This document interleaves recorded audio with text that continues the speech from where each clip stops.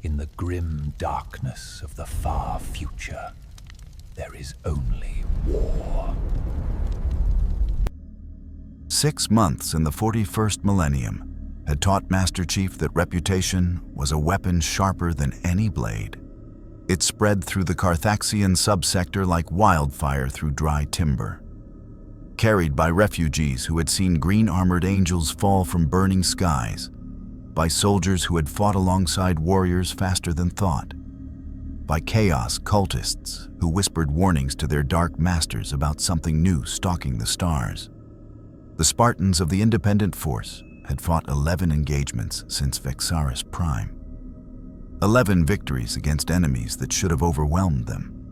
Orc warbands raiding frontier worlds, chaos cults attempting to establish footholds, pirate fleets preying on Imperial shipping lanes. Each battle added to the legend. Each victory drew more attention. Master Chief reviewed the tactical reports in the Vengeance's command center, Blue Team arrayed around him like they had been for 3 decades. Kelly studied fleet movements. Fred cleaned his shotgun with methodical precision. Linda calibrated her sniper rifle scope for the 1,000th time, adjusting for atmospheric variables on worlds she had never seen. They had lost 4 more Spartans since the battalion split. 98 remained under his direct command, plus the 20 garrison soldiers on Trazin's tomb world who maintained the ammunition supply line. 118 total, against a galaxy of trillions. "We're getting requests." Kelly's voice carried the exhaustion of someone who had been fielding communications for 18 hours.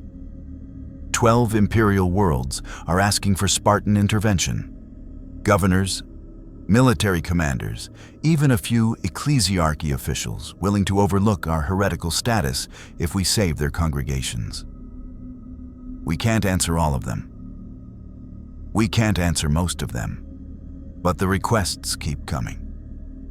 She manipulated the holographic display, showing a web of communication lines spreading across the subsector. Word is traveling faster than we are. People are calling us the Green Angels, the Emperor's hidden hand, the ghosts of Terra. Fred snorted. Terra doesn't know we exist. That's the point. Mystery adds to the legend. Kelly highlighted 3 of the requests. These are the priorities.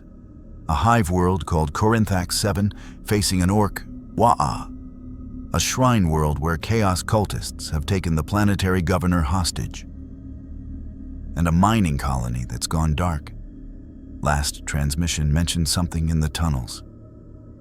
Master Chief studied the options.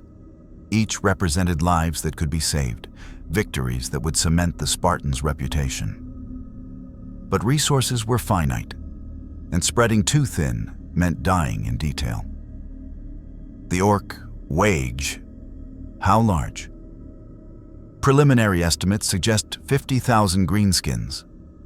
Local PDF has been holding for 3 weeks, but they're running out of ammunition and morale. We take that one. A visible victory against a major threat reinforces our capabilities. He turned to Fred. Prep the battalion for deployment. Standard loadout plus heavy weapons. Orcs require volume of fire. And the other 2 requests? We send advisors. 5 Spartan teams to coordinate local defenses, provide tactical expertise, buy time until we can respond in force. Master Chief paused, weighing his next words. We can't save everyone, Kelly. We never could. But we can teach them to save themselves. The command center's communications array chimed with an incoming transmission. Priority encryption, source unknown. Master Chief accepted the connection, and a familiar voice filled the space. Sierra 1-17, I trust your campaign of unsanctioned heroism is proceeding satisfactorily. Trazin. The Necron overlord's holographic image materialized beside the tactical display, his death mask face somehow conveying amusement despite its immobility. Overlord, your ammunition shipments have been reliable. I assume this isn't a social call. Perceptive, as always. I am contacting you to provide intelligence that may prove relevant to your continued survival. Trajan's image gestured, and new data populated the display. The Imperium has taken notice of your activities. Specifically, the Adeptus Astartes have dispatched representatives to assess the threat you pose. Master Chief's eyes narrowed. Space Marines. A strike cruiser belonging to the Ultramarines chapter translated into the subsector 14 hours ago. They are making directly for your current position. The Overlord paused. The Ultramarines are considered among the most rational of the Astartes chapters. Adherents to the Codex Astartes, believers in order and tactical doctrine. They will not attack without provocation. But they will demand answers that you may find uncomfortable to provide. Why are you telling me this? Because your destruction would inconvenience me. Our arrangement has proven mutually beneficial, and I have invested considerable resources in your survival. Trajan's voice carried something that might have been honesty. Also, I confess to curiosity. The collision between your Spartans and the Emperor's Angels of Death promises to be entertaining. I would hate to miss it due to your untimely demise. The transmission ended. Master Chief stared at the display, watching the projected trajectory of an Ultramarine strike cruiser cutting through the void toward them. Space Marines, the Imperium's superhuman warriors, created from the gene seed of demigods, fighting for 10,000 years in the Emperor's name. Everything the Spartans had heard suggested they were the closest thing this galaxy had to equals. Enhanced soldiers built for war, operating in small units with devastating effectiveness. The comparison was inevitable. The confrontation, apparently, was unavoidable. Kelly, delay the Karthax deployment. We're going to have visitors. You want to meet with them? I want to understand them. Master Chief turned from the display. The Imperium sees us as heretics. The Inquisition sees us as tools. But the Space Marines, they're soldiers, warriors. If anyone in this galaxy might understand what we are, it's them. And if they don't? If they decide we're enemies? Master Chief considered the question. 118 Spartans against a strike cruiser full of Astartes. The mathematics were unfavorable. But mathematics had never stopped the Spartans before. Then we teach them what a real soldier looks like. He moved toward the door, blue team falling into formation behind him. Somewhere in the void, angels of death were coming to pass judgment on angels of a different kind. The galaxy was about to learn whether there was room for both. The Ultramarine strike cruiser Sword of Calth emerged from the warp with the precision that defined everything about the three Tyranids. 30 Legion successors. Captain Cato Ventress stood on the command deck, ceramite boots maglocked to the polished floor, watching the auger displays paint the tactical picture in cold blue light. 7 vessels. Human configuration, unknown pattern. The ships that had been causing such consternation throughout the Karthaxian subsector, crewed by warriors who fought like Astartes but answered to no chapter, no primarch, no throne. They're not running. Sergeant Lurcius spoke from beside him, his scarred face tight with something between respect and suspicion. Any other force would have scattered the moment they detected our approach. They're not any other force. Ventress studied the lead vessel, blocky, utilitarian, lacking the Gothic grandeur of imperial construction, but possessing a functional elegance that spoke of a civilization that valued efficiency over ceremony. Open a channel. Let's see what manner of warriors these green angels truly are. The response came faster than expected, as if the unknown fleet had been waiting for contact. The hololithic display resolved into an image that made every Ultramarine on the bridge tense. a human face, weathered, scarred, with eyes that held the weight of decades of combat. Behind him, 3 other figures in green armor stood in positions that any Space Marine would recognize, combat formation, ready to respond to threats from any direction. This is Master Chief Petty Officer Sierra 117 of the United Nations Space Command. The voice was calm, measured, utterly without deference. Identify yourself and state your intentions. Ventress felt his jaw tighten. In 10,000 years, no human had addressed an Astartes with such casual equality. Planetary governors groveled, imperial commanders deferred. Even inquisitors maintained a careful respect when dealing with the Emperor's angels. This man spoke as if he were addressing a peer. I am Captain Cato Ventress of the Ultramarines 4th Company. I have been dispatched to assess your presence in this subsector and determine whether you represent a threat to Imperial stability. He paused, choosing his words with care. Your reputation precedes you, Sierra 117. The battles you have won, the worlds you have saved, these actions would be commendable if they were sanctioned by proper Imperial authority. They weren't sanctioned because we're not part of your Imperium. The Master Chief's tone didn't change. We're from somewhere else. We fight because fighting is what we do and because the people on those worlds needed help. So I have been informed. A convenient fiction, some would say, claiming origins beyond Imperial records to excuse your lack of proper authorization. Ventress leaned forward slightly. But I am not some inquisitor seeking heresy in every shadow. I am a soldier. I recognize soldiers when I see them. And what I see when I look at your people troubles me greatly. How so? You fight like Astartes. Your tactics, your coordination, your individual combat capabilities. Reports suggest you match or exceed Imperial Guard stormtroopers and approach the effectiveness of my own brothers. Ventress gestured at the tactical display. Yet, you are not Astartes. You bear no gene seed. You follow no codex. You serve no Primarch. His voice hardened. What are you, Sierra 117? What process created warriors like yourselves? The Master Chief was silent for a moment. When he spoke, his voice carried something that Ventress recognized. The weight of history, of sacrifices made and prices paid. We were children, selected for genetic compatibility, psychological resilience, physical potential. We were trained from the age of 6 in every aspect of warfare. Combat, tactics, strategy, survival. At 14, we underwent augmentation. Surgical enhancement of our bones, muscles, nervous systems.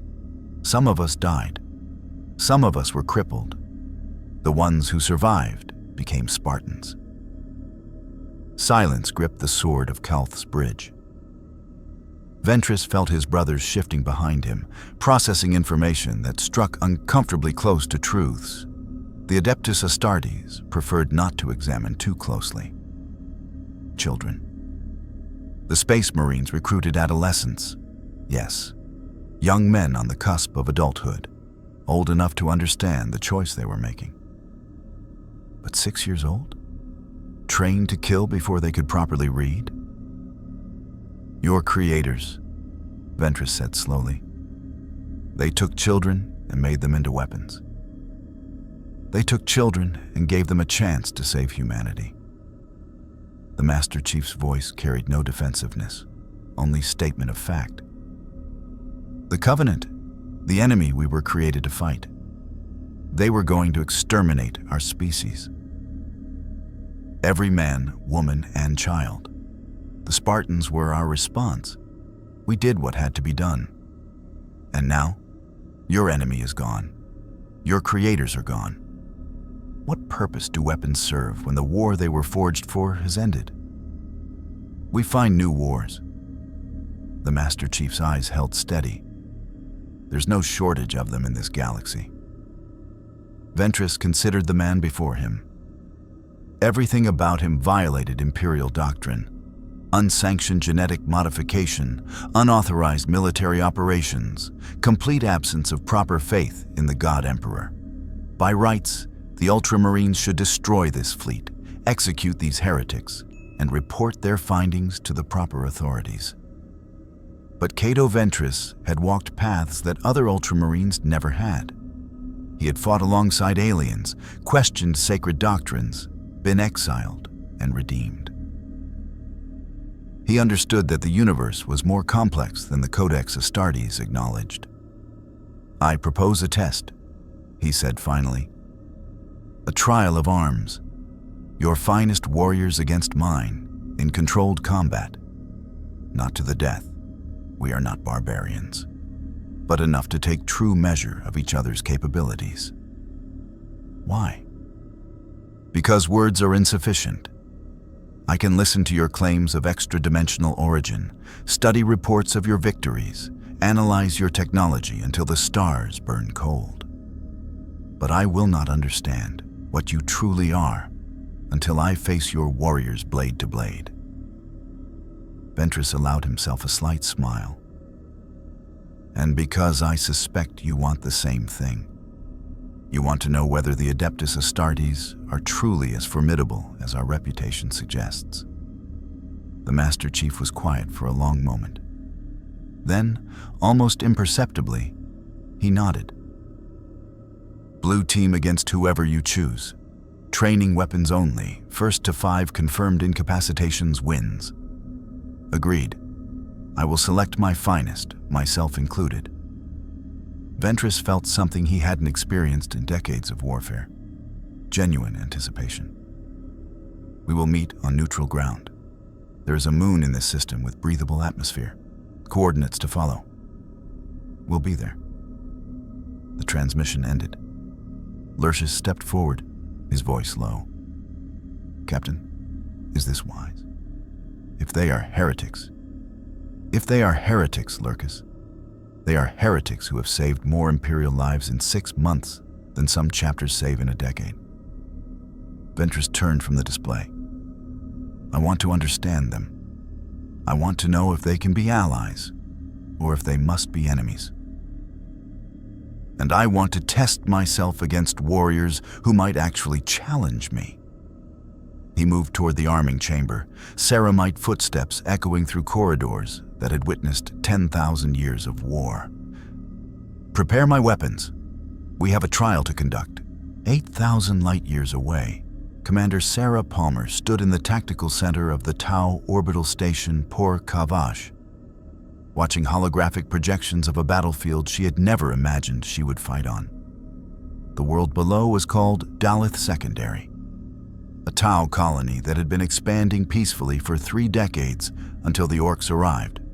A Wayage, led by a war boss called Grimskull Iron Teeth, had crashed into the system 6 weeks ago, overwhelming orbital defenses, landing hundreds of thousands of greenskins across the colony's primary continent. The Tau Firecast had been fighting a desperate holding action ever since.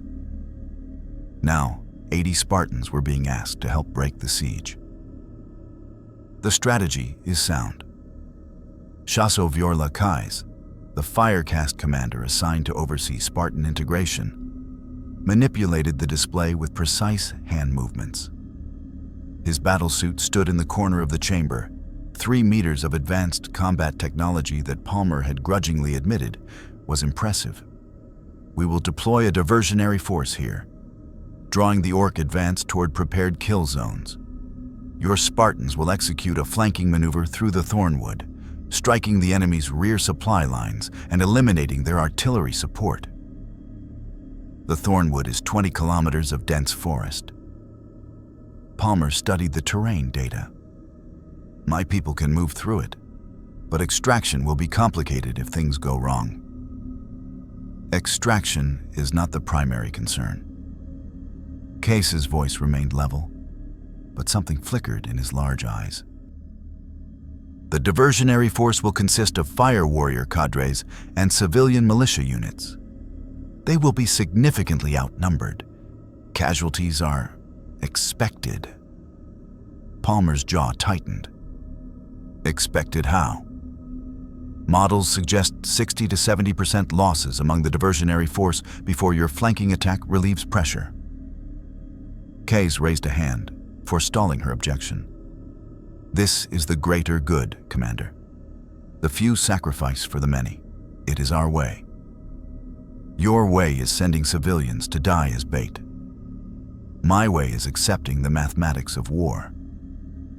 The Shazo's voice sharpened. If we do not break this siege, Dalith Secondary falls. 8 million Tau citizens will be slaughtered by greenskin savages. 80,000 casualties to save 8 million. This is not cruelty. This is calculus.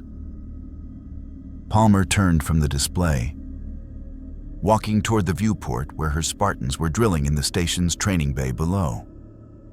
They moved with the precision she expected, adapting to Tau weapons and equipment with characteristic speed. In the months since joining the greater good, they had learned pulse rifle operation, battlesuit coordination, even basic Tau tactical philosophy. But they hadn't learned to accept casualties as acceptable losses. That wasn't something Spartans did. There has to be another way. There is not. Caius joined her at the viewport. Commander Palmer, I understand your discomfort. Your people value every soldier's life. It is one of the qualities that makes you formidable. But the Tau Empire has fought the Orcs for centuries. We know their patterns, their weaknesses, their inevitable responses to certain stimuli. The diversionary force will draw them into a killing ground. Your Spartans will strike their vulnerable logistics. The siege will break. This is how wars are won. In my universe, we found ways to win without sacrificing entire units as distractions. Your universe was different. This one is not. Case's voice softened slightly. The greater good demands sacrifice, Commander. Not because we wish it, but because the alternative is extinction. The Tau Empire survives because we accept hard truths that other species cannot face. Palmer watched her Spartans drilling. 80 soldiers who had followed her through the dimensional rift, who had trusted her judgment when she chose to align with the Tau instead of staying with Master Chief. They had expected allies, resources, a chance to build something sustainable. They hadn't expected to become complicit in calculated slaughter. I need to speak with my people. Of course. The operation launches in 36 hours. I will require your decision by then. Kais moved toward the door. Commander, I do not ask this lightly. The Firecast does not waste lives for pleasure. Every Tau who dies in that diversionary force will be honored, remembered, celebrated as a hero of the greater good. Their sacrifice will have meaning. That doesn't make them any less dead. No. The Shazo paused at the threshold. It does not, but it makes their deaths matter. In this galaxy, that is often the best anyone can hope for. He left. Palmer remained at the viewport, watching her soldiers, feeling the weight of command pressed down on her shoulders like a physical force. She had been a Spartan force, one of the volunteer generation, soldiers who had chosen augmentation with full knowledge of what they were becoming. She had led fire teams, commanded companies, earned her reputation through competence and courage. But she had never faced a choice like this. Support a strategy that would kill tens of thousands of Allied soldiers, or refuse and watch millions die when the siege succeeded. The mathematics were clear. The ethics were not. Commander. Lieutenant Chen's voice came through her comm. The troops are asking about the briefing. They want to know what we're doing tomorrow. Palmer closed her eyes. In her mind, she saw the diversionary force, fire warriors and militia, Tau civilians who had taken up arms to defend their homes. They would march into Orc guns, knowing they were meant to die. They would do it willingly, believing their death served the greater good. And she would watch from the flanks, waiting for the right moment to strike while their screams echoed across the battlefield. Tell them we're having a full company meeting in 1 hour. Mandatory attendance. She opened her eyes. And Chen? Tell them to bring their doubts. We're going to need them. The decision wasn't hers alone to make. The Spartans had chosen to come here together. They would choose their next step together too. Even if that choice cost them everything they had built, Master Chief found Marcus Cole in the observation deck of the Vengeance, staring at stars that weren't his own.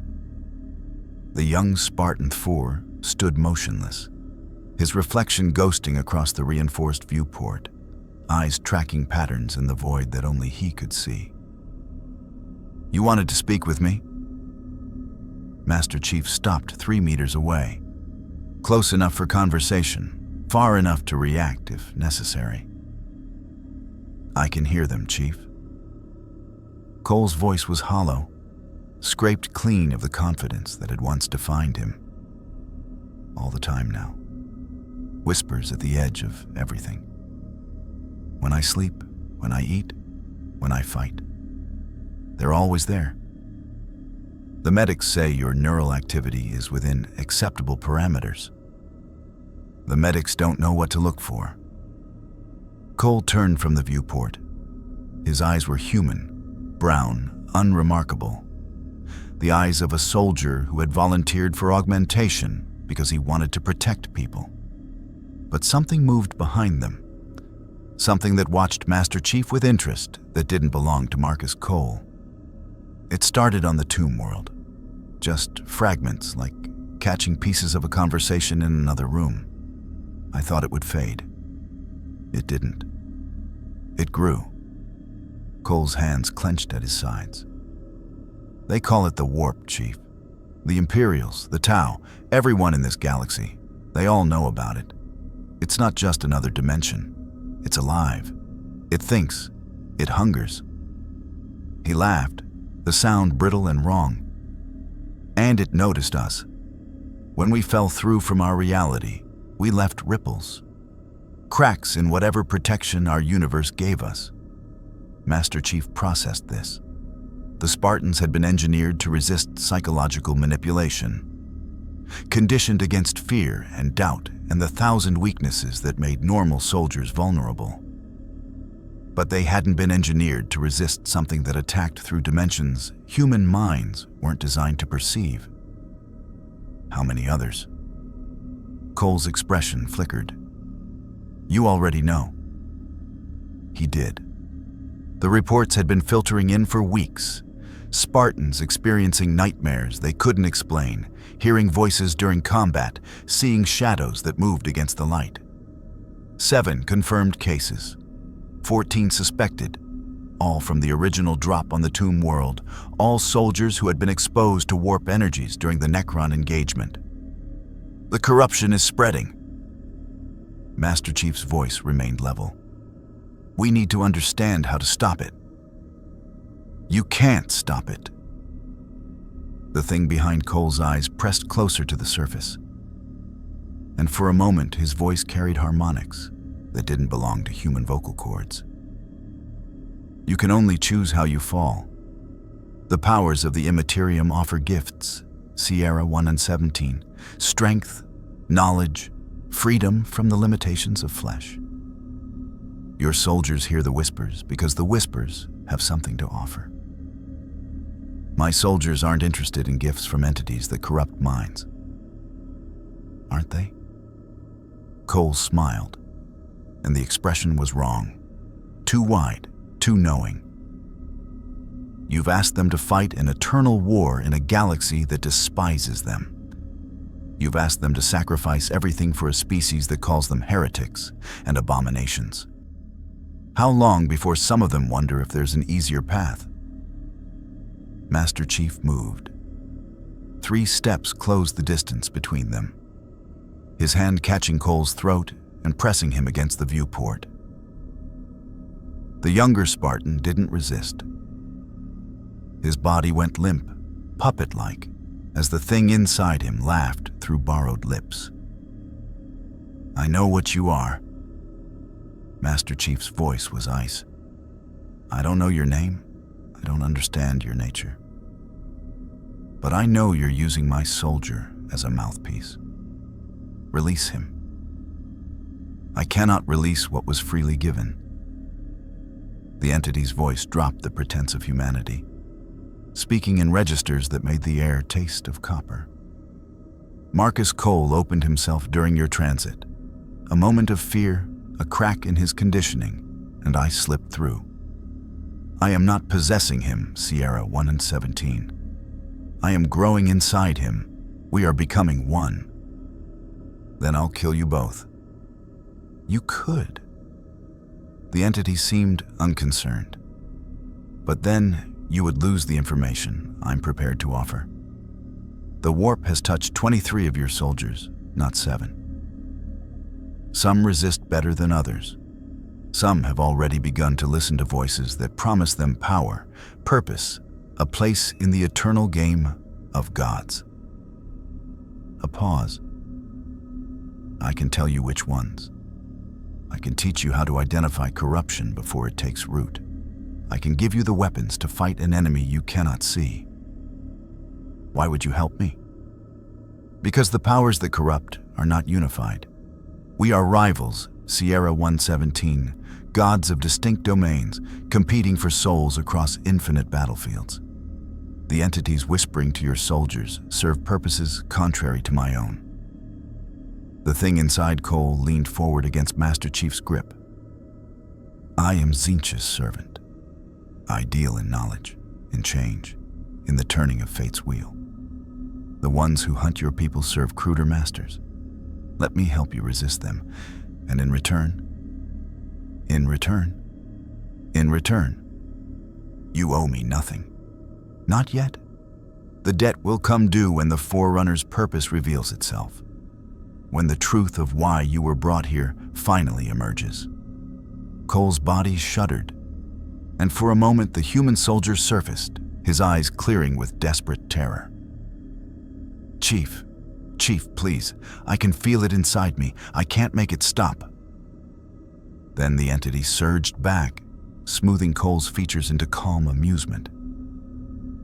"He fights so hard. It's admirable, truly, but futile. The merger is nearly complete." Master Chief released Cole's throat, stepping back. His mind raced through options, none of them good. Kill Cole and lose whatever intelligence the entity offered. Spare Cole and allow a warp creature to operate freely among his soldiers. Trust the entity's offer and risk manipulation on a cosmic scale. The names. His voice was flat. "Give me the names of the corrupted soldiers." Pragmatism over principle. The Forerunners chose well. Cole's hand rose, and Master Chief's HUD flickered with data. Personnel files, psychological profiles, patterns of behavior that indicated warp exposure. 23 names. 7 are salvageable with proper intervention. 11 are compromised but controllable. 5. The entity paused. 5 should be killed before they turn. They have already accepted what the Whispers offer. They simply lack the courage to act on it. Master Chief stared at the names scrolling across his display. Soldiers he had fought beside. Spartans who had trusted him with their lives. 5 of them were already lost. "How do I know you're telling the truth?" "You don't." Cole's smile held genuine amusement. "But you'll verify my information regardless. You'll watch the soldiers I've named, study their behavior, look for signs of the corruption I've described. And when you find it, when you see the truth of what I've told you, you'll understand that Tzeentch's servants do not lie." A pause.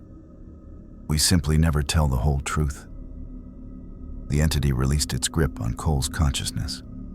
The young Spartan collapsed against the viewport, gasping, tears streaming down his face as he clawed at his own skull. "Chief, I'm sorry. I tried to fight it. I know.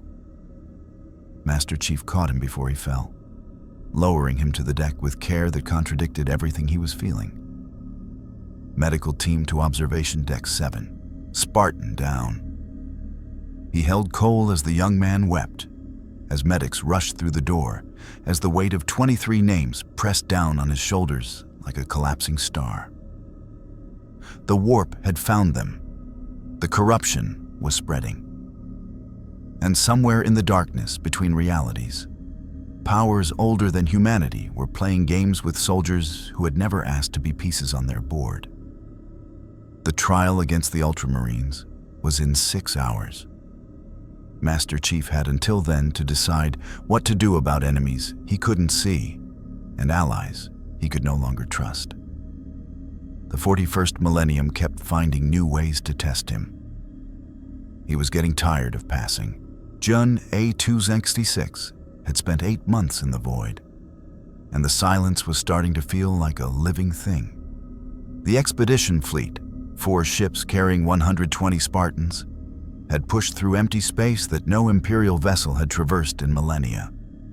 The star charts Trazyn had provided led them along paths that skirted the edges of known civilization, through regions where the warp's influence twisted reality into shapes that hurt to contemplate. They had lost 1 frigate to a gravitational anomaly that shouldn't have existed. 16 Spartans swallowed by physics that no UNSC scientist could have explained. 104 remained. Jun watched them from the command deck of the Pillar of Autumn's memory, noting the way exhaustion had carved itself into faces that had once been unshakable. 8 months of travel with no resupply, no reinforcement, no contact with the battalion they had left behind. 8 months of watching stars that weren't theirs, fighting occasional skirmishes with pirates and Xenos raiders, wondering if the artifact they sought even existed. Commander? Navigation Officer Torres's voice cut through the silence. We're approaching the coordinates. Final translation in 30 minutes. Jun moved to the viewport. Ahead, space curved in ways that suggested something massive lurking just beyond visible light. The Forerunner's sight, if Trazyn's intelligence was accurate, orbited a dead star, hidden in the gravity well of a collapsed sun that had burned out before humanity learned to make fire. All hands, battle stations. We don't know what we're walking into. The fleet translated out of their makeshift FTL, a hybrid system cobbled together from Tau drives purchased before the battalion split, integrated with UNSC navigation protocols through months of desperate engineering. It worked, barely, but each jump felt like rolling dice with reality itself. What they found made Jun's breath catch. The structure orbited the dead star like a ring of frozen lightning, vast beyond comprehension, stretching across thousands of kilometers of space. Its surface was covered in geometric patterns that matched the Forerunner aesthetic perfectly. Clean lines contained power, the sense of purpose encoded in every surface. But something was wrong. Sections of the ring were dark, dead, scarred by weapons fire that had gouged canyons into architecture designed to last forever. And in the ring's shadow, another fleet waited.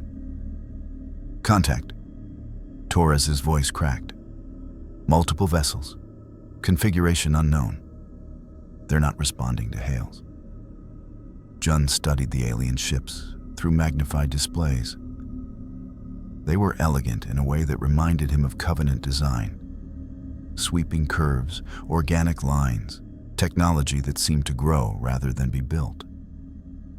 But where Covenant vessels had been brutal in their beauty, these ships were sorrowful, ancient, tired. Eldar, Spartan 3. Catherine B-320 spoke from the tactical station, her voice carrying the certainty of someone who had memorized every threat briefing Trazyn had provided. Craft world Eldar, based on hull configuration. One of their ancient fleets, probably guarding this site for millennia.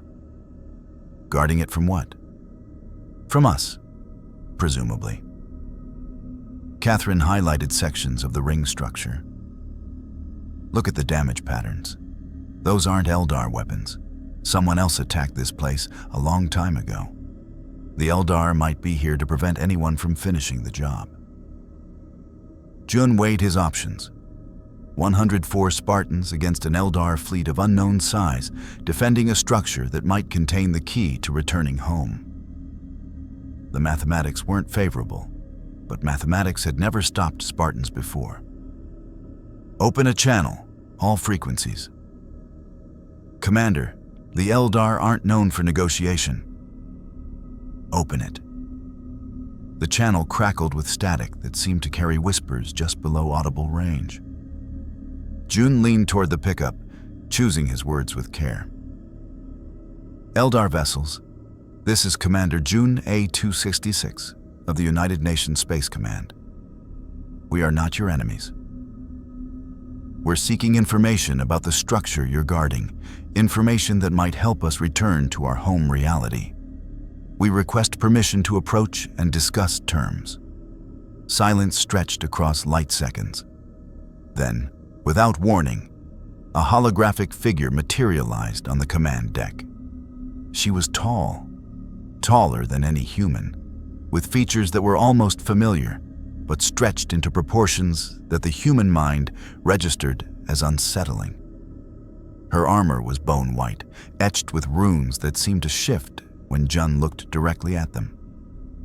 And her eyes, ancient, knowing, carrying grief that spanned ages, fixed on him with intensity that made his combat instincts scream warnings. You are the displaced ones. Her voice was musical, alien, translated through technology that the Spartan systems couldn't identify. The warriors from beyond the veil. We have been watching for your arrival. You knew we were coming. The threads of fate are not hidden from those who know how to read them. The Eldar woman moved through the holographic space as if she were physically present, studying Jun with academic interest. I am Farseer Melithia of Craftworld Ulthway. My people have guarded this place since before your species learned to speak. We have waited 60 million years for the ones the Old One's inheritors would send.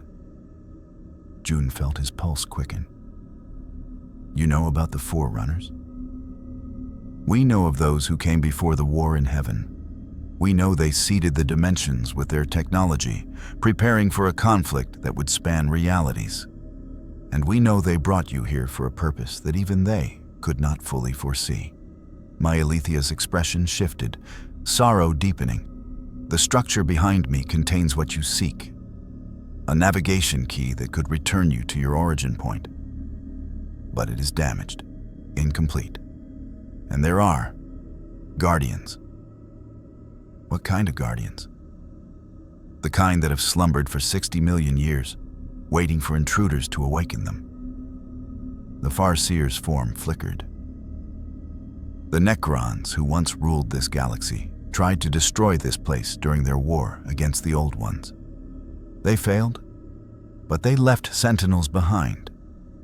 Machines that cannot be killed by conventional means, that repair themselves faster than they can be damaged, that exist only to prevent anyone from claiming what the structure holds. We've fought Necrons before. We can fight them again. Can you? Myalithia's eyes held something that might have been pity. The sentinels within are not warriors, Commander. They are executioners, purpose-built to destroy anything that approaches the central chamber. In 60 million years, no force has survived the attempt. She paused. But the threads of fate suggest that you might. Your people carry something the Sentinels were not designed to counter, a spark of the Forerunner's own creation, inherited through dimensions they never expected to be crossed. Jun processed this. The Forerunners had created humanity in his reality, guided their evolution, prepared them for a role in conflicts that spanned galaxies. if that legacy had followed them through the dimensional rift.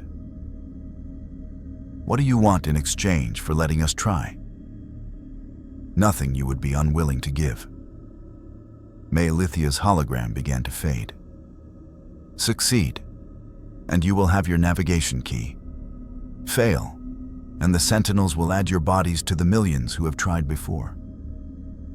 Her voice carried across growing static. But know this, Commander. The key is only part of what the structure contains. There is knowledge within. Knowledge about why you were truly brought here.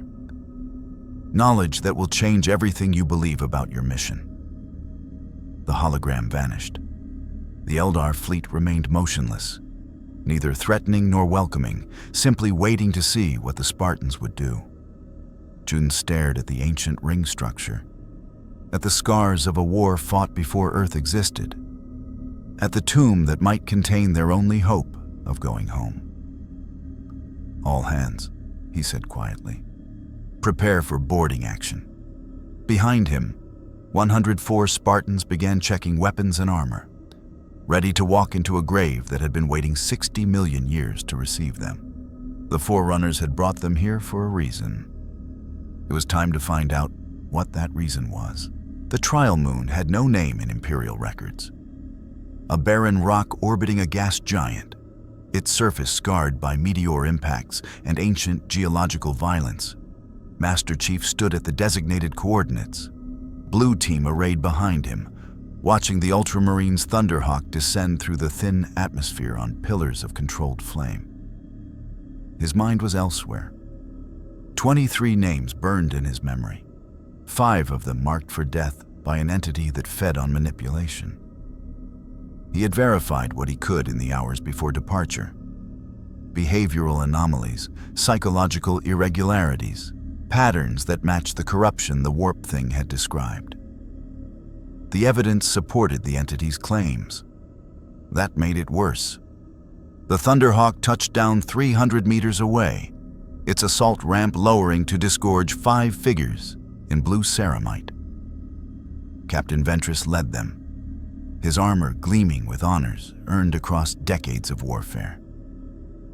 Behind him came 4 battle brothers, whose movements carried the weight of experience that made them dangerous in ways that transcended their physical enhancements. Master Chief walked forward to meet them. Kelly flanking his right, Fred his left, Linda hanging back with her rifle mag-locked to her spine. The ground between the two groups became neutral territory, charged with tension that had nothing to do with the trial ahead. Sierra 117. Ventress's voice carried clearly across the distance. Your punctuality is noted. Captain, I appreciate you agreeing to this.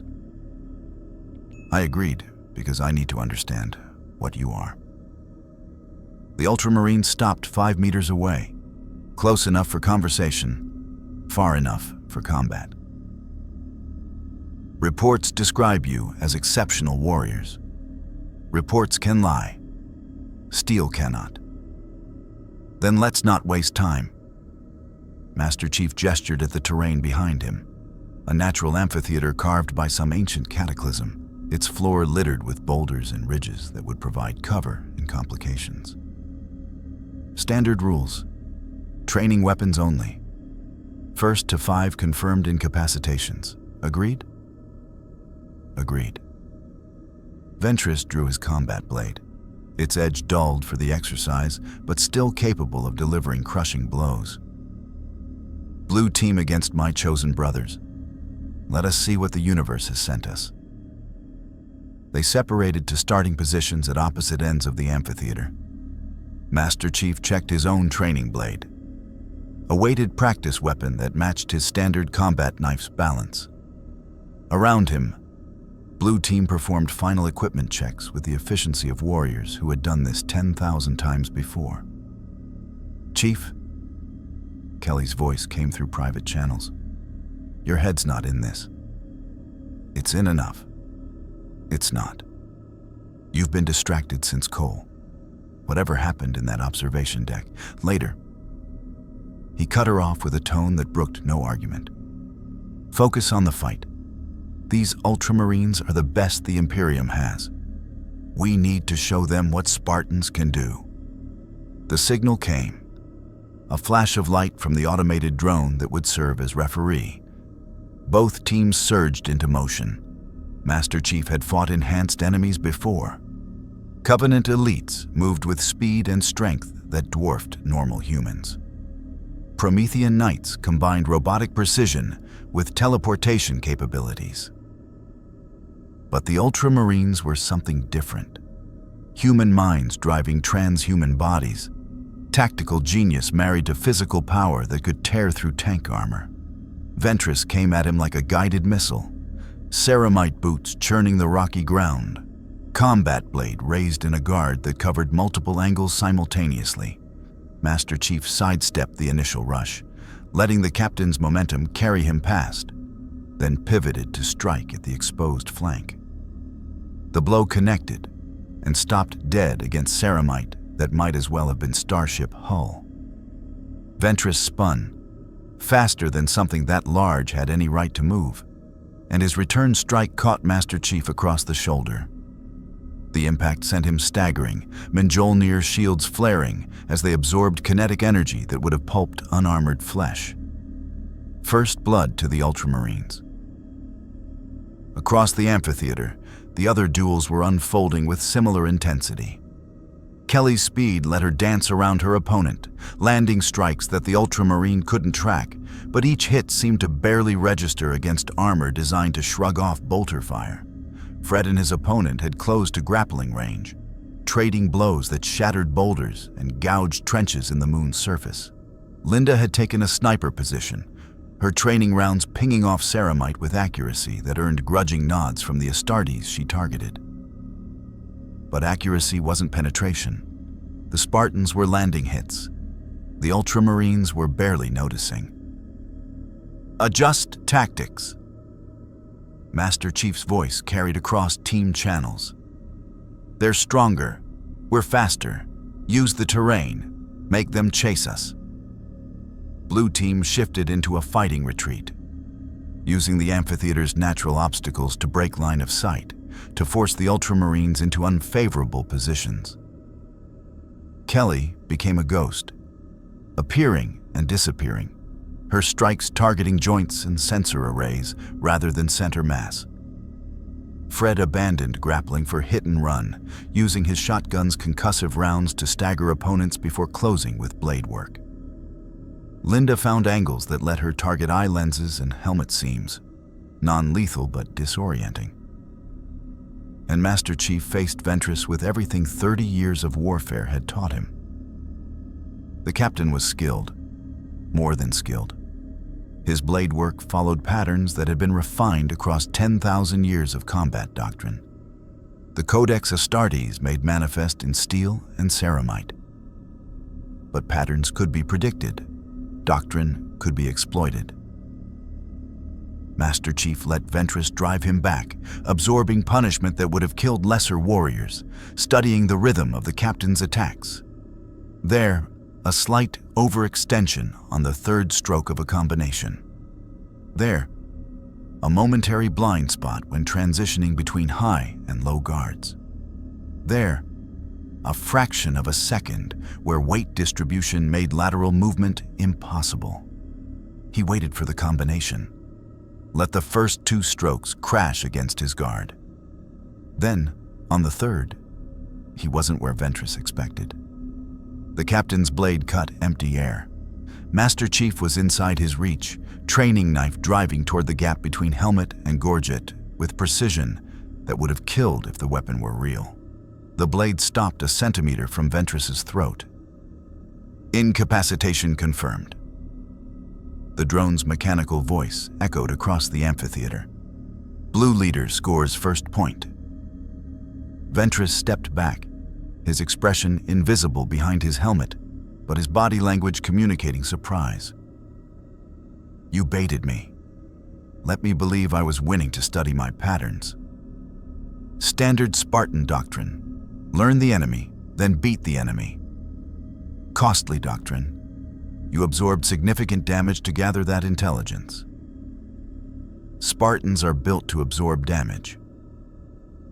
Master Chief reset to starting position. We have 4 more points to contest. The trial continued. Blue team adapted, evolved, found weaknesses in opponents who had been fighting the same way for centuries. The Ultramarines countered, their own tactical genius recognizing patterns and adjusting to meet them. Points traded back and forth. Kelly scoring through sheer speed, Fred through brutal close-quarters dominance, Linda through shots that would have been lethal against any opponent with less protection. The final score was 5-4. Spartans. Ventress removed his helmet as the combatants gathered in the amphitheater's center. His face was flushed, a bruise forming along his jaw where Master Chief's final strike had landed. "You are everything," the report suggested. His voice carried something Master Chief hadn't expected. Respect. Different from us in method, but equal in result. Perhaps superior in some regards. We've had different teachers. Master Chief removed his own helmet. Different enemies, different wars. But we're fighting for the same thing. And what is that? Humanity's survival.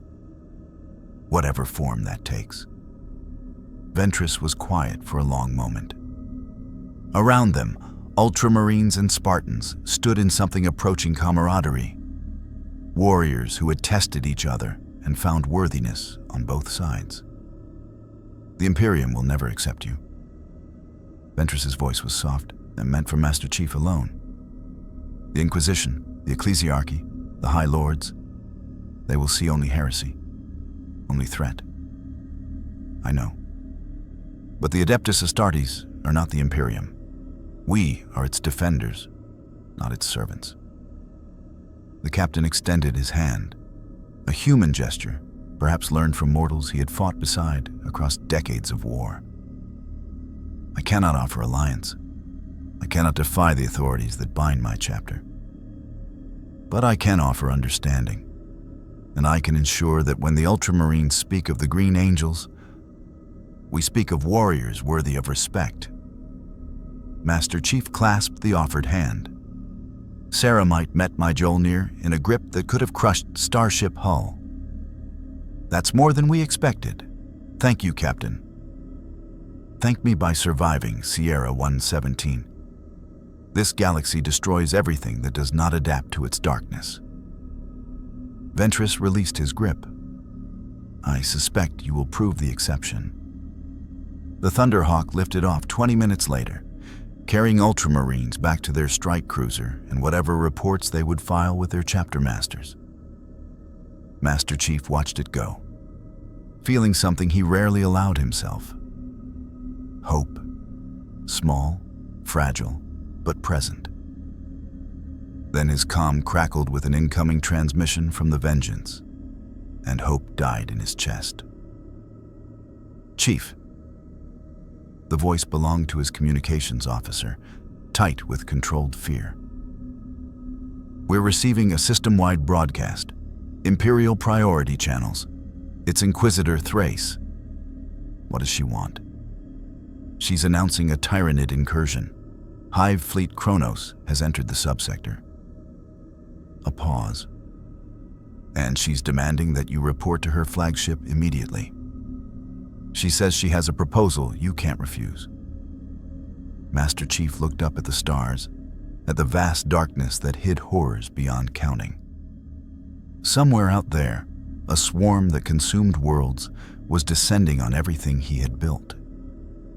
And Selene Thrace was waiting to collect on debts he hadn't known he owed. Get me a shuttle. His voice was flat. It's time to find out what the Inquisitor really wants. Inquisitor Thrace's flagship, the Purgation of Doubt, was a cathedral given form and thrust into the void. Master Chief walked its corridors flanked by armored stormtroopers who watched him with the barely concealed fear of men who had heard stories about what he could do. The ship's interior dripped with religious iconography. skulls and eagles and flames rendered in gold and brass, incense burners filling the recycled air with smoke that made his eyes water. Thrace waited in her strategium, surrounded by hololithic displays that painted the tactical situation in stark red and blue. She had aged in the 6 months since their last meeting, new lines carved around her augmetic eyes, her posture carrying the weight of someone who had been fighting too long without rest. Sierra 117? Her voice was carefully neutral. Thank you for accepting my invitation. Your invitation came with an implied threat. I thought it best to hear what you had to say in person. Pragmatic as always. Thrace gestured at the displays. Hive Fleet Kronos entered the subsector 14 hours ago. Preliminary estimates suggest 3 billion individual organisms across 17 bioships. They will reach the first inhabited world in 6 days.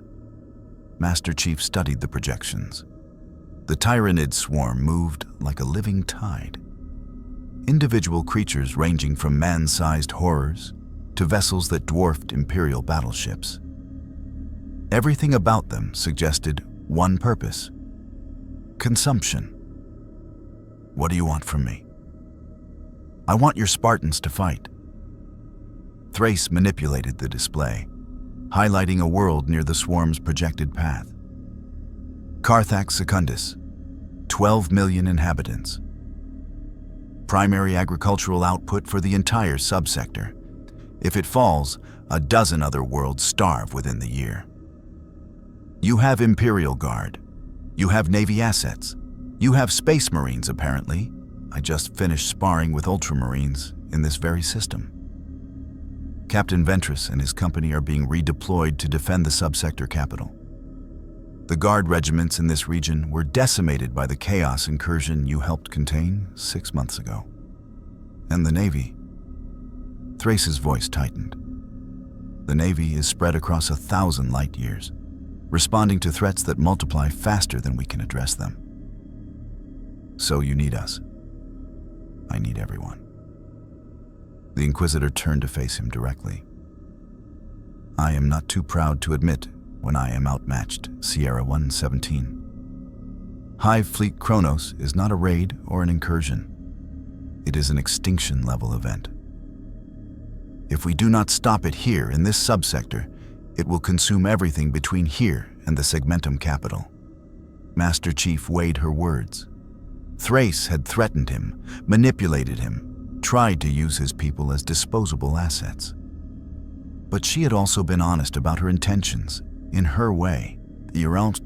She was a product of her environment, ruthless because the Imperium demanded ruthlessness, faithful because faith was the only thing holding her civilization together.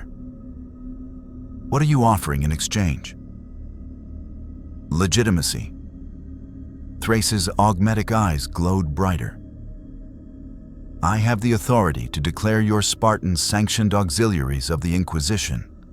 Not citizens, the ecclesiarchy would never accept that. But recognized assets, protected under Imperial law. Permitted to operate within Imperial space without fear of summary execution.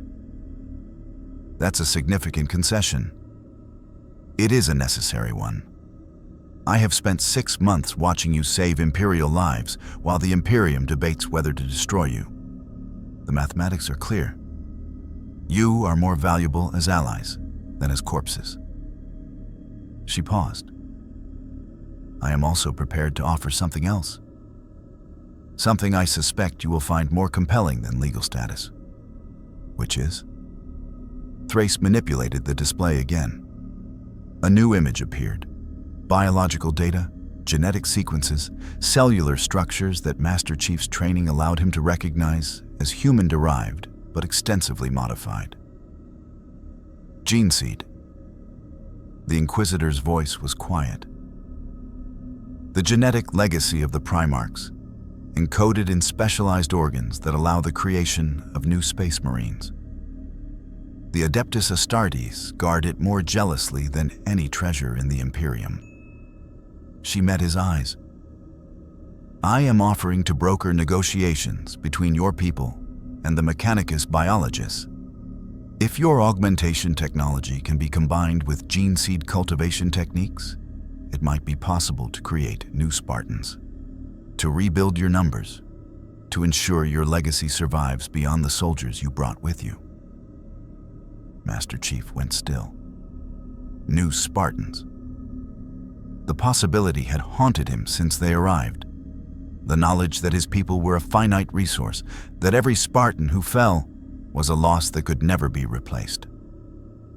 The UNSC's augmentation programs required infrastructure, expertise, and candidates that didn't exist in this reality. But if Imperial biotechnology could be adapted.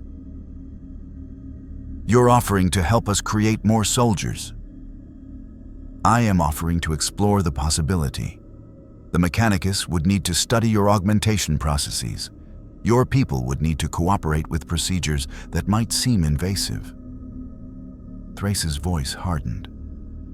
And in exchange, you would fight for the Imperium when called upon, not as slaves, as allies. Partners in the defense of humanity against threats that care nothing for political distinctions. You're asking us to share our most closely guarded secrets. I am asking you to consider whether those secrets are worth more than your species' survival. Thrace stepped closer. You are 118 soldiers, Sierra 117, against a galaxy of horrors that numbers in the quintillions. How long before attrition accomplishes what your enemies cannot? How long before the last Spartan falls and your legacy becomes nothing more than a footnote in histories that will forget your names? The words struck harder than any blow Ventress had landed. Master Chief had avoided thinking about the long term, about what happened when the Spartans aged, when casualties accumulated, when the mathematics of mortality finally caught up with them. Thrace was offering a future. A terrible, compromised future, bound to an Imperium that represented everything the UNSC had fought against. But a future nonetheless. I need to consult with my people. Of course. But understand that the decision cannot wait long. Hive Fleet Kronos does not negotiate. It does not delay. It consumes. Thrace turned back to her displays. You have 48 hours to decide, Sierra 117. After that, I deploy whatever forces I have, with or without your Spartans. And if Karthax Secundus falls because you chose pride over pragmatism, that blood will be on your hands. Master Chief left the strategium without another word.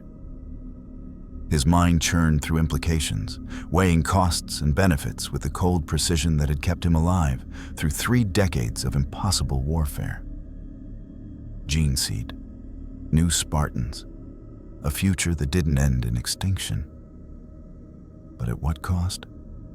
Binding his people to an Imperium that burned heretics and worshipped a corpse god? Sharing secrets that could be twisted into weapons against them? Becoming exactly the tools that Thrace had always wanted them to be? He reached the shuttle bay and found Kelly waiting, her posture carrying questions she didn't voice. What did she want? Everything. Master Chief moved toward their transport, and she might be offering enough to make it worth considering. Chief, not here, not now.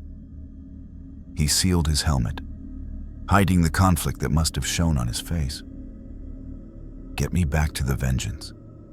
We have decisions to make. The shuttle lifted off, carrying him back toward his fleet and a choice that would shape everything his people might become. Behind him, Thrace watched from her strategium viewport, calculating odds that only she could see. The Tyranids were coming. The Imperium was desperate, and the Spartans stood at a crossroads that would determine whether they remained free soldiers or became weapons in someone else's arsenal. Master Chief had 48 hours to decide the future of his species. The clock was already ticking. Hive Fleet Kronos announced itself with silence. The astropathic choirs went quiet first.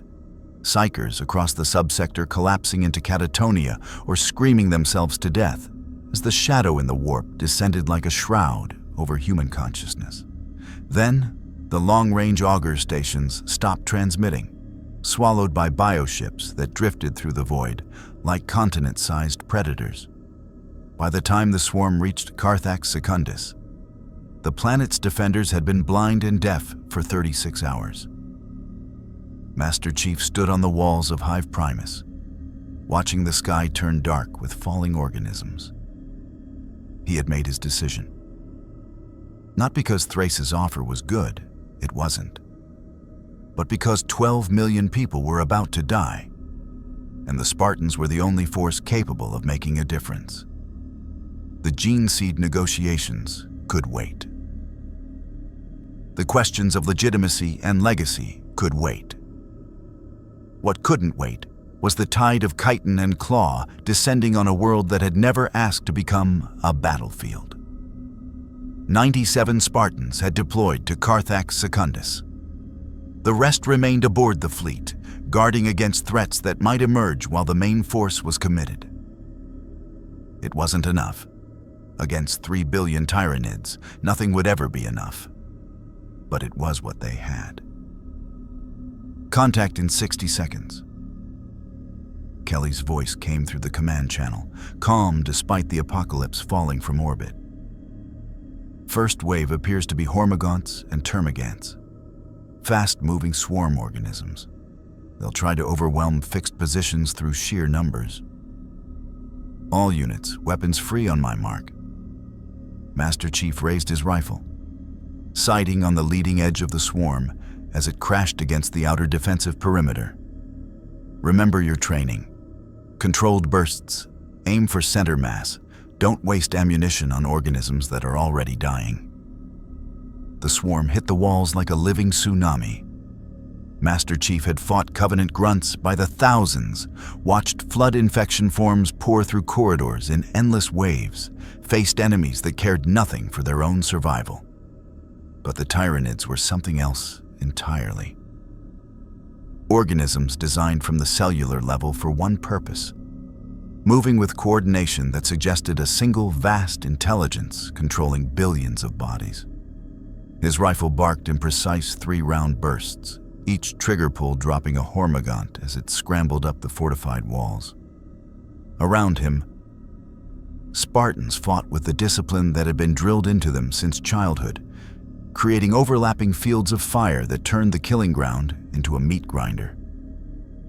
Bodies piled against the walls, chitin and ichor forming ramps that the next wave used to climb higher.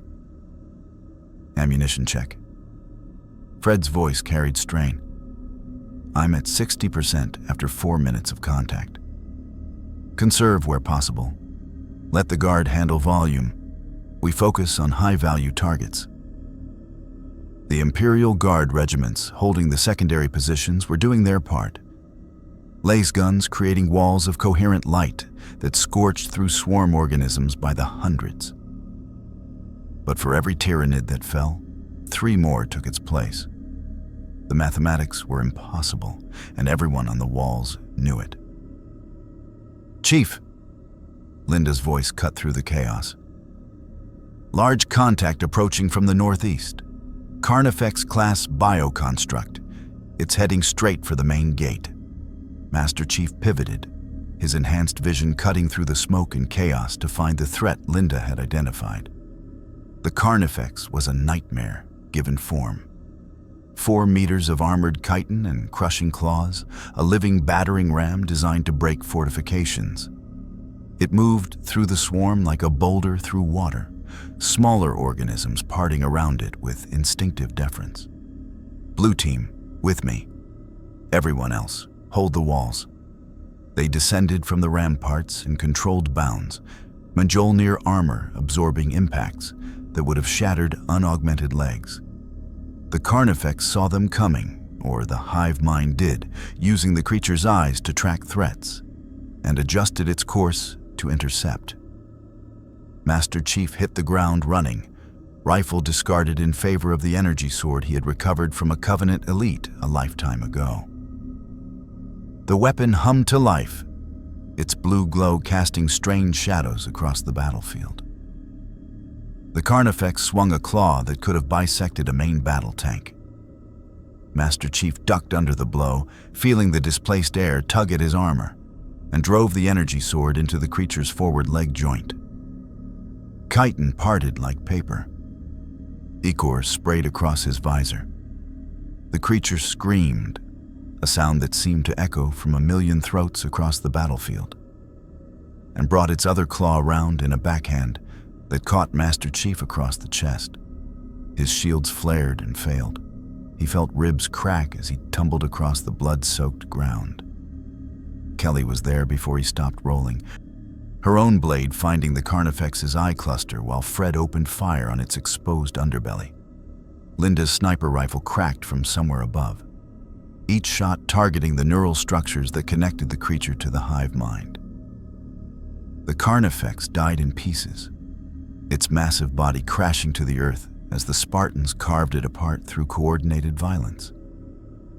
Master Chief forced himself upright, ignoring the pain in his chest, scanning for the next threat. There was always a next threat. "Commander." The voice belonged to Colonel Dreska, the guard officer Master Chief had met on Vexaris Prime. His regiment had been redeployed to Karthax Secundus specifically because they had experience fighting alongside Spartans. "The eastern wall is failing. We've lost 3 gun positions, and the Tyranids are establishing a breach. Blue team, hold here. Kelly, you're in command." Master Chief broke into a sprint toward the eastern wall, each stride eating meters despite his injuries. "Dreska, pull your people back to the secondary line. I'll buy you time." 1 man against a breach that size? That's suicide. It's what Spartans do. He reached the eastern wall as it collapsed, Ferrocrete crumbling under the weight of thousands of organisms that had piled against it until physics surrendered. Tyranids poured through the gap, a river of claws and fangs aimed at the civilians sheltering in the hive's inner districts. Master Chief stepped into the breach. His energy sword carved arcs of blue fire through the swarm, each stroke killing multiple organisms. His offhand pistol barked the precise shots into larger creatures trying to push through the gap. He became a point of absolute resistance, a single soldier holding back an ocean of death through skill and fury, and the stubborn refusal to accept defeat. Hormagaunts died on his blade. Termagants fell to his pistol. A warrior caste organism, larger and smarter than its lesser kin, tried to flank him and discovered that 30 years of combat experience counted for more than genetic optimization. He lost track of time, lost track of ammunition, lost track of everything except the next enemy, the next strike, the next heartbeat that kept him fighting. His armor system screamed warnings about shield depletion and structural damage. His body screamed warnings about blood loss and exhaustion. He ignored them all. The tide began to turn when the Ultramarines arrived. Thunderhawk gunships descended through the darkened sky, their weapons blazing paths through the swarm. Blue-armored giants dropped from assault ramps, bolters roaring, chainswords howling, the Emperor's angels of death bringing death to the enemies of mankind. Captain Ventress landed beside Master Chief, his bolt pistol eliminating a warrior that had been seconds from claiming the Spartan's life. "You look terrible, Sierra 117. I've had worse days." Master Chief killed another Hormagaunt without looking. "Your timing is appreciated." The Inquisitor convinced my chapter master that the defense of Karthax Secundus aligned with Ultramarine interests. Ventress raised his power sword, lightning crackling along its edge. I suspect she was more persuasive than usual. She's good at that. Together, Spartans and Space Marines, 2 breeds of superhuman warrior fighting side by side, they held the breach until guard reinforcements could establish a new defensive line. The Tyranids kept coming, endless and hungry. But the combined firepower of the defenders turned the gap into a killing ground that even the hive mind couldn't overcome. By dawn, the first wave had broken. The walls were rubble. The streets ran with ichor. But Hive Primus still stood, and 12 million civilians remained alive to face whatever came next. Master Chief sat against a collapsed support column, letting medics treat wounds he had been ignoring for hours. Kelly appeared beside him, her armor scarred but intact. Casualty report? 12 Spartans down, 8 confirmed dead, 4 critical but stable. Her voice carried the weight of losses that never got easier to bear. The Guard took 60% casualties. The Ultramarines lost 2 battle brothers. 89 Spartans remaining, against a swarm that had barely noticed the first battle. Chief. Kelly's voice dropped. Thrace is requesting a meeting. She says the gene seed negotiations can begin immediately. Master Chief closed his eyes. 8 more names to add to the list of soldiers who would never see home. 8 more reasons to consider a deal with an Imperium that represented everything he had been trained to oppose. Tell her I'll be there in an hour.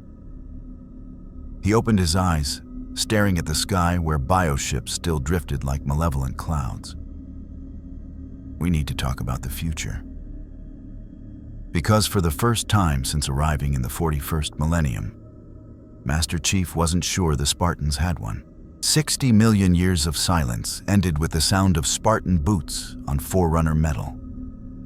Jun led the advance through the ring structure's outer corridors, his rifle sweeping darkness that seemed to swallow light itself.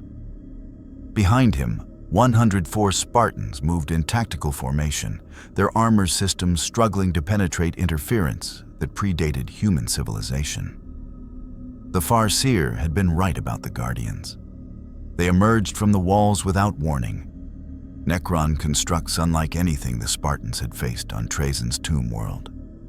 These were not warriors built for battle, but executioners designed for a single purpose: preventing anyone from reaching the structure's heart. Their bodies were sleek, almost elegant, with bladed limbs that could extend to impossible lengths and cores that pulsed with energy signatures June's sensors couldn't classify. Contact!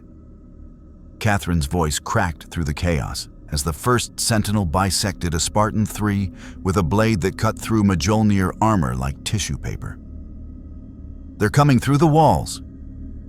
Fall back to defensive formation. Concentrate fire on individual targets. The corridor became a kill box, but not in the Spartans' favor. The Sentinels moved with speed that matched Kelly 087, their regenerative capabilities exceeding anything the Tomb World Necrons had displayed.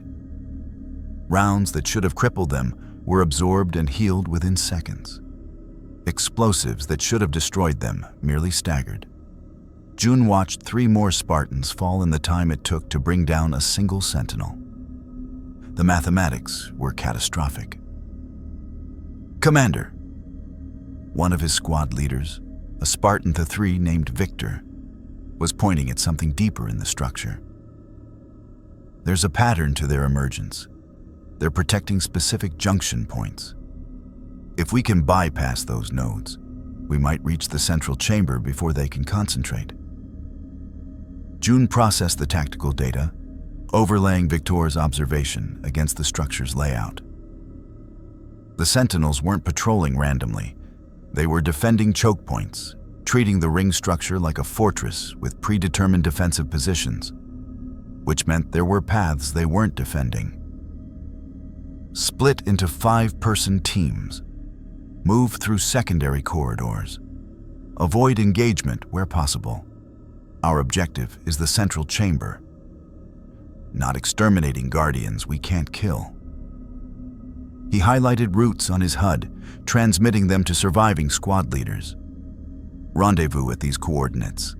First team to reach the chamber secures the navigation key. Everyone else provides distraction. Commander, that's suicide for the distraction teams. It's suicide for everyone if we don't adapt. Jun's voice hardened.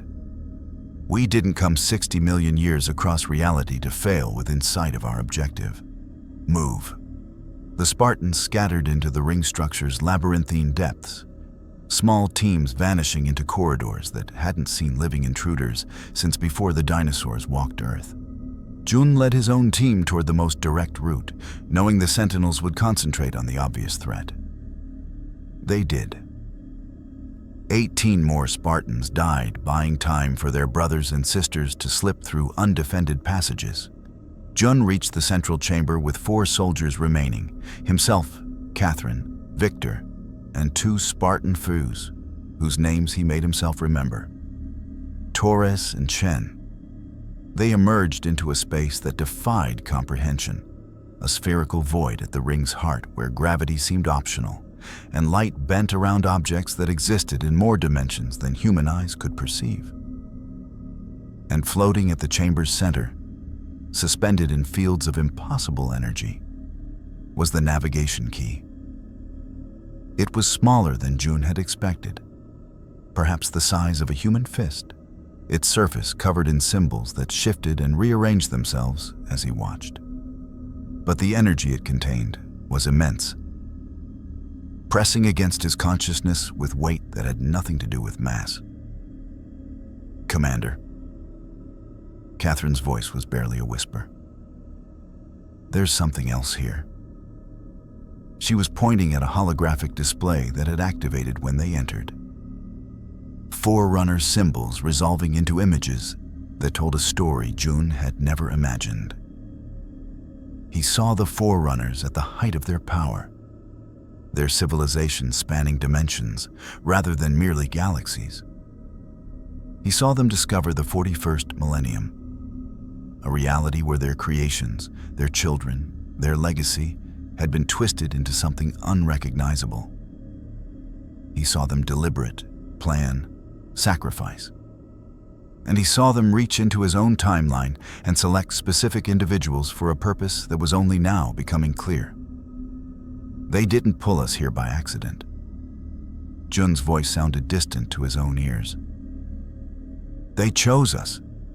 Chose the Spartans specifically. Why?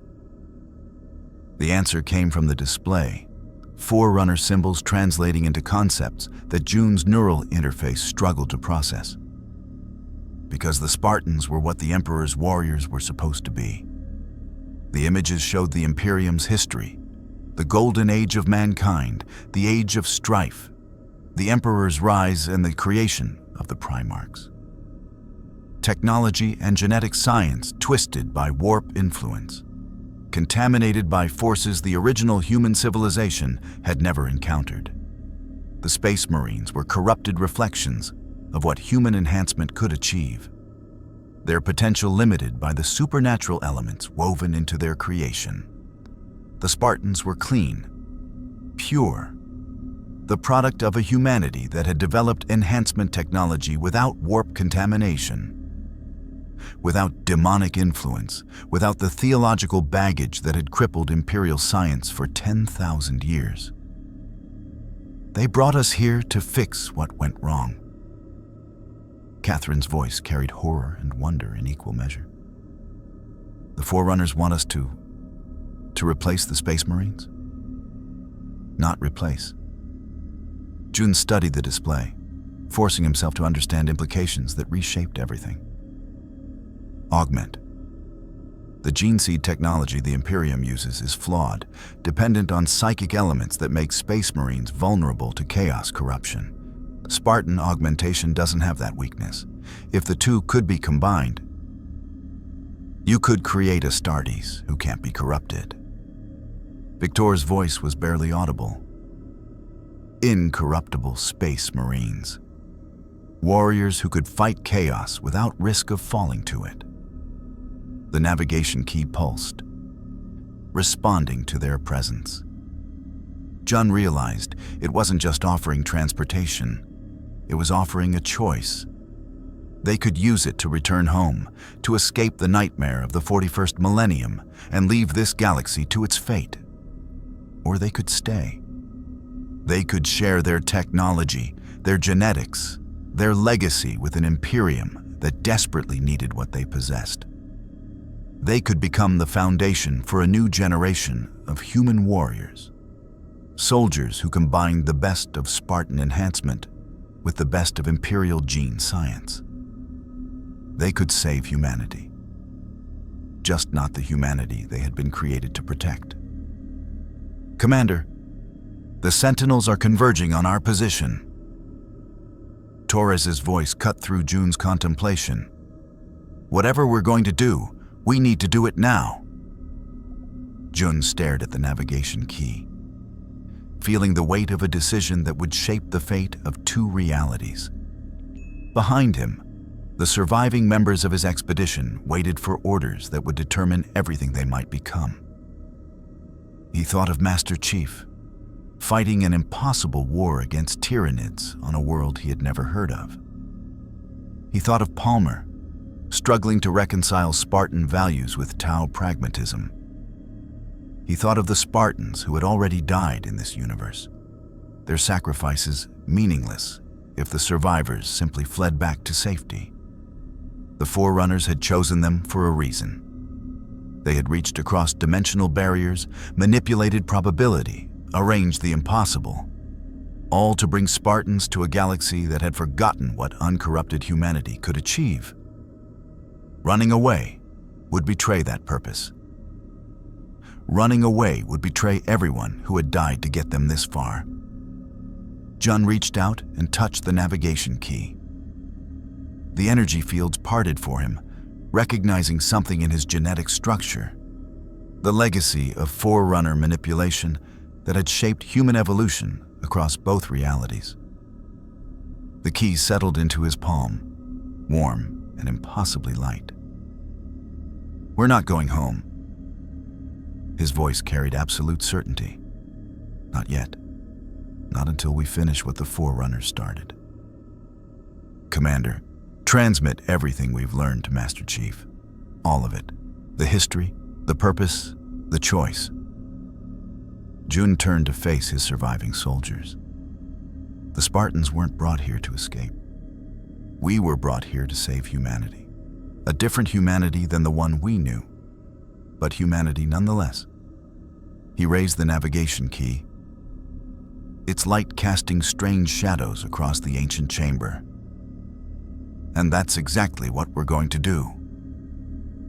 The Sentinels burst through the chamber walls. Jun smiled, tucking the key into his armor's secure compartment. "Blue team, form up. We're fighting our way out." 86 Spartans had entered the ring structure. 23 emerged, carrying knowledge that would change the fate of a galaxy. It wasn't victory, but it was a beginning. The final battle for Karthax Secundus lasted 9 days. Master Chief fought through every hour of it, leading from the front as the Tyranid swarm crashed against Imperial defenses in waves that seemed endless.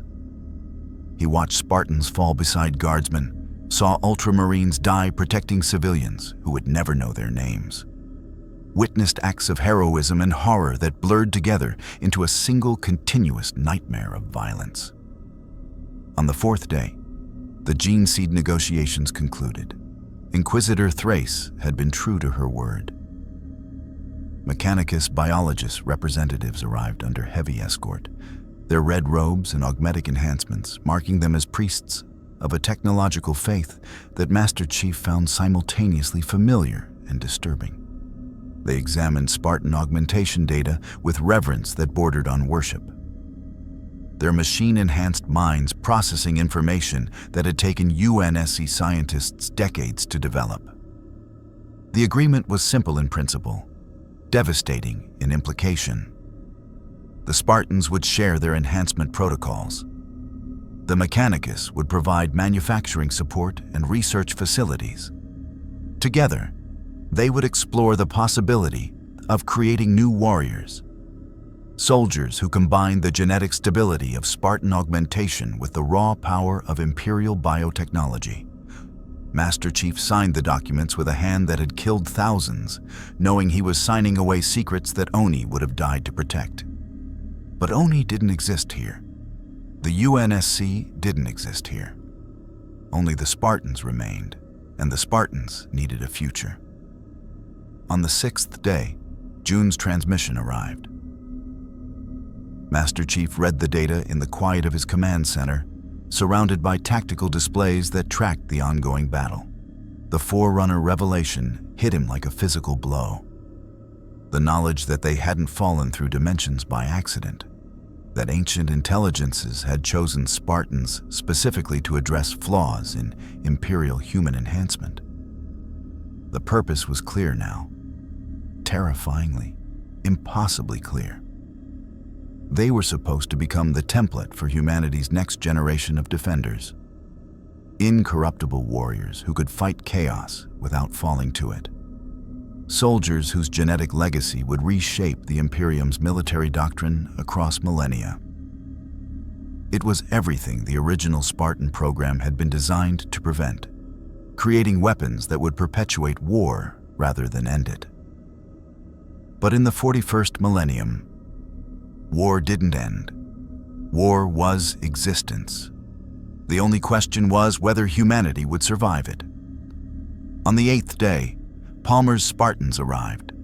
They came through the Tau's dimensional gates, technology that the greater good had shared as part of their ongoing alliance, appearing in orbit above Karthax Secundus, with 80 soldiers who had learned hard lessons about sacrifice and survival. Palmer's report was brief and brutal. The battle for Daleth Secondary had been won, but at costs that haunted her still. I watched Tau soldiers march into certain death because their commanders calculated it was necessary. Her voice carried exhaustion that went beyond physical fatigue. They didn't question it, didn't resist it, just accepted that their lives were mathematics in someone else's equation. And our people? We followed orders, executed the flanking attack, broke the Orc siege. Palmer's eyes met his. 60,000 Tau died in the diversionary force. We saved 8 million civilians. The numbers worked out exactly like Shazo Kai's predicted. But I keep seeing their faces, Chief. Fire warriors who knew they were walking into a meat grinder, who did it anyway because their philosophy told them it was the right thing to do. She shook her head. The Tau aren't monsters. They're not the Covenant. They genuinely believe in the greater good. But believing in something doesn't make it right. No, it doesn't. They stood in silence, 2 commanders carrying weights that no training had prepared them for. The galaxy pressed in around them. Tyranids consuming worlds, chaos corrupting souls, an Imperium that demanded faith as the price of survival. And somewhere in the midst of it all, fewer than 200 Spartans trying to find a path that didn't require becoming the monsters they fought.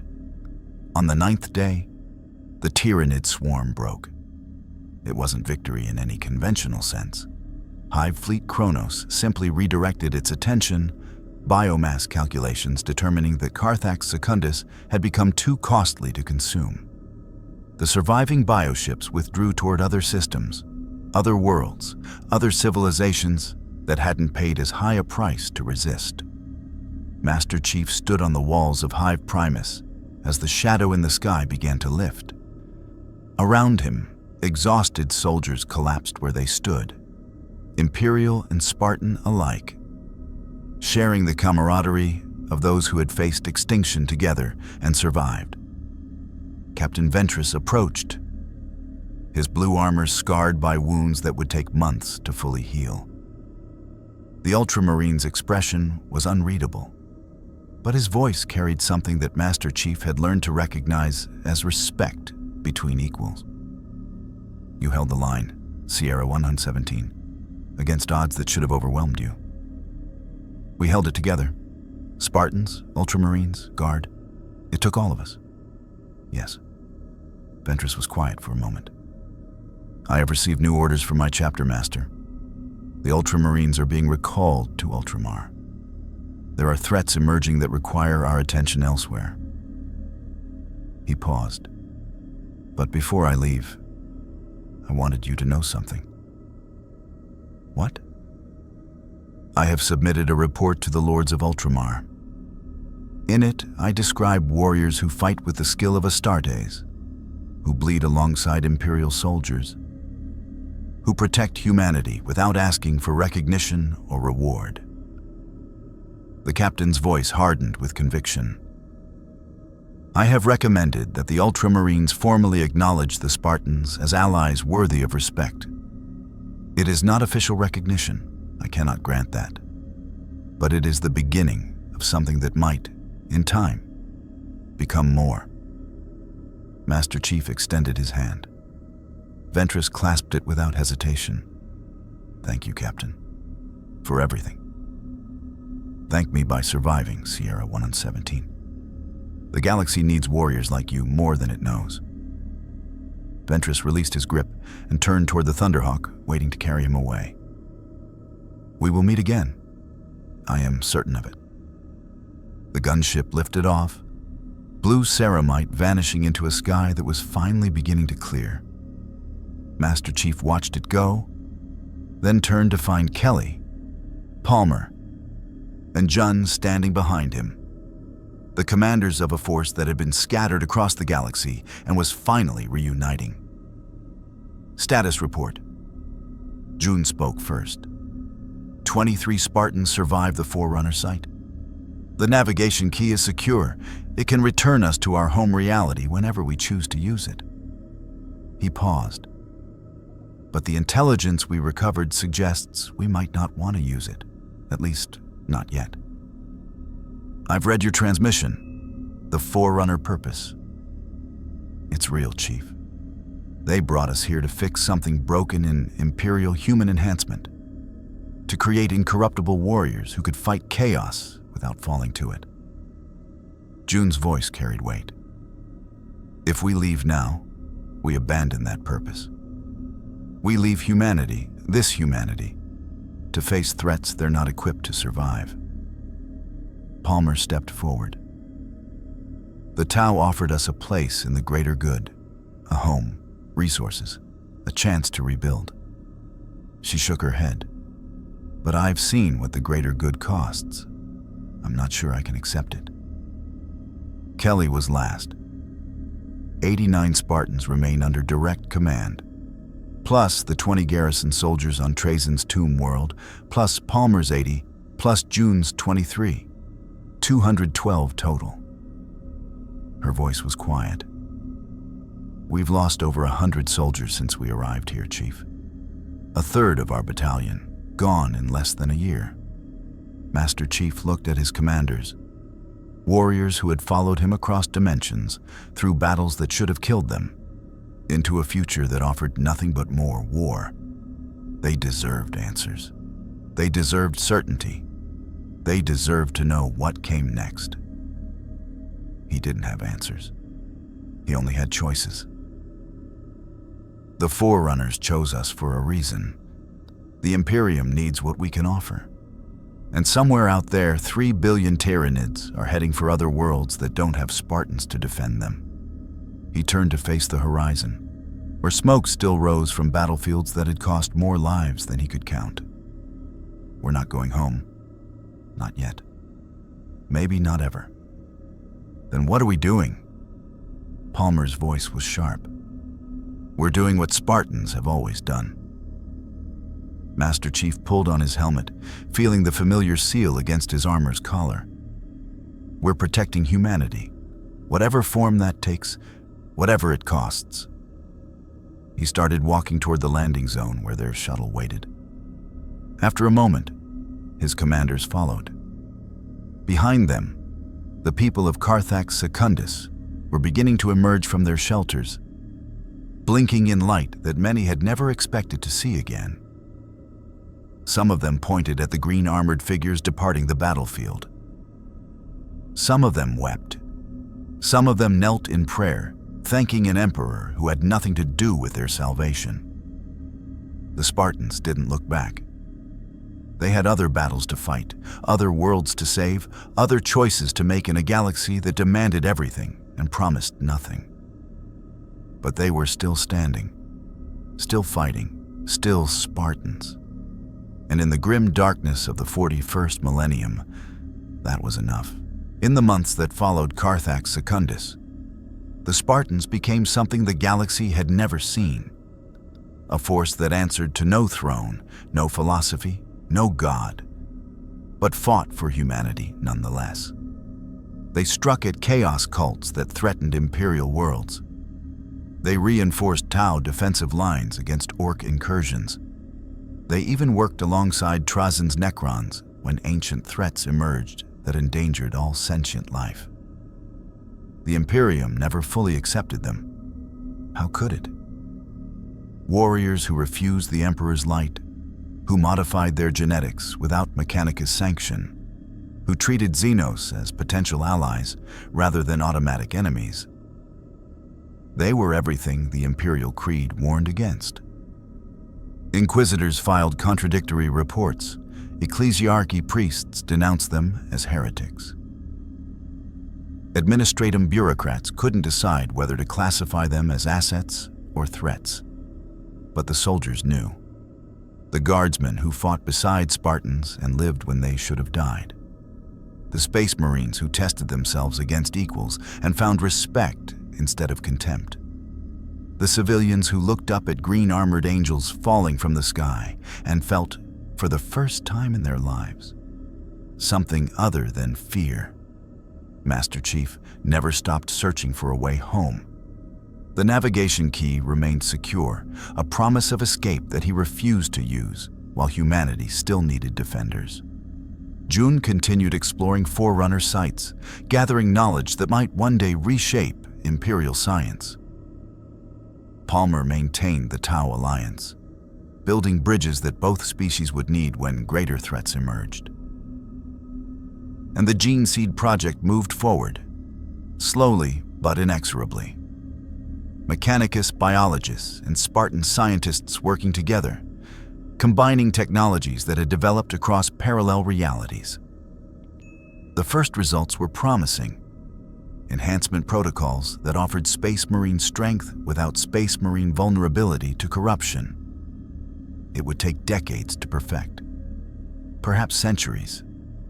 But for the first time in 10,000 years, humanity had a path forward that didn't require faith in a corpse god or surrender to alien philosophy. The Spartans had brought something to the 41st millennium that it had forgotten existed. Hope. Not the desperate hope of the Imperium, which demanded sacrifice and promised only suffering. Not the calculating hope of the Tau, which weighed lives against outcomes and found acceptable losses. But the stubborn, defiant hope of soldiers who refused to accept that the future was already written. The darkness remained. The threats multiplied. The war continued without end.